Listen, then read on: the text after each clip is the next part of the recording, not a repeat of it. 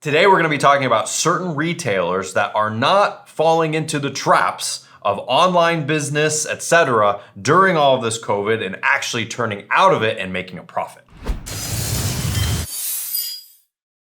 Hey everybody, welcome back to the Business Newsroom. I am Neil Winteregg, joined as always by Dr. Greg Winteregg, CEO of Matterhorn Business Development. You can find out more about him down below with his book, Fun at Work, which is also now available as an audiobook.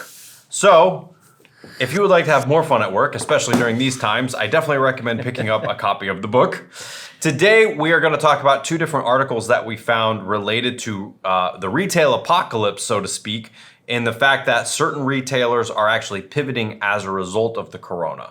So because of the virus hitting, some deep discount retail chains are actually realizing they have a niche, which we've talked about before, where if you're a brick and mortar shop and you know what your niche is, you just take it all the way, and now they're realizing they do have a niche. You are who you are. You are who you are. So TJ Maxx, I found this article about TJ Maxx. 2% of their sales are online. Right. And during the whole COVID mess, they're like, this is what we do, this is who we are. And they're staying brick and mortar. And they are coming back strong. As stores are opening, they have people standing in line outside to get into a reopened store. Now, here's what caught my attention. It says there are also economic reasons for the aversion to e-commerce by TJ Maxx and other off-price retailers, such as Ross Stores, which doesn't sell online, and Burlington Stores, Inc., which stopped doing so earlier this year, according to analysts. Now, here's the key, and I harp on this all the time. It's hard for discount retailers to turn a profit when factoring in the cost of shipping and returns. Moreover, some brands that sell to discounters don't want their items online where shoppers can easily search for deals. So I admire TJ Maxx because they're actually looking at the bottom line. They're not just chasing the most recent trend or shiny object. Oh, we have to go online or else we're dead. Right. We can't compete, et cetera, et cetera. And then later in the article, it says Macy's is having a hard time because they're selling online. Right. So yeah, and I found an article in Business Insider, which was also talking about TJ Maxx and deep discount stores. And what they said that they're trying to do is they're trying to expand the amount of goods that they service, not just clothing, but also groceries. We talked about that with the Dollar General video. Exactly. Like expanding what you have so that what you're trying to do is people can come into one store, buy a bunch of the essentials that they need in one location, exposing their risk of going to multiple places, getting what they need and being able to go home. And now that curbside pickup is here to stay. yep, for sure. Retailers are hitting it out of the park with curbside pickup. So even after the COVID situation, like I had to buy a faucet for my mom for Mother's Day. She wanted a new kitchen faucet. I have no idea what I'm doing with a kitchen faucet. I don't know. If I went to the Lowe's and I went down the kitchen faucet aisle, I would be lost. So what did I do? I bought one that was on sale online. I did the curbside pickup. I never even had to go in the store. You didn't get out of your car. It was so much easier than going in. I'm like, okay, curbside is here to stay. Well, and now here's what's interesting is I think it's significant, the story about your Amazon return and the shipping.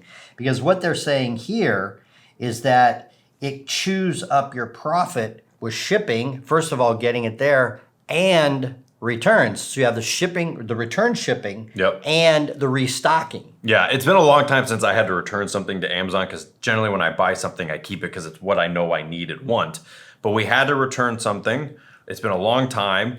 And I went to go print my shipping label and it said $8 return shipping. And I'm like, did I do something wrong? So I clicked back. I restarted the process. Like, where's the free return box I didn't click? There isn't one. Right. They're now charging for return shipping, at least in that case. I don't know if that's everywhere for everybody. So what did I do?